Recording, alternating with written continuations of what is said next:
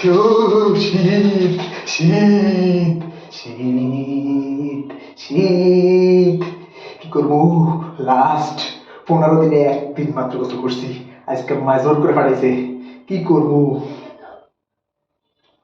কি করবো যে অনা পাইছো?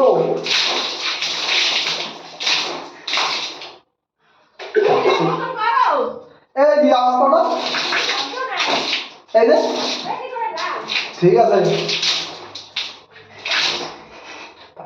লাভ নেই, গোসলটা সাইডালি লাস্ট 15 দিনে মাত্র একদিন গোসল করছি, আজকে 15 দিন।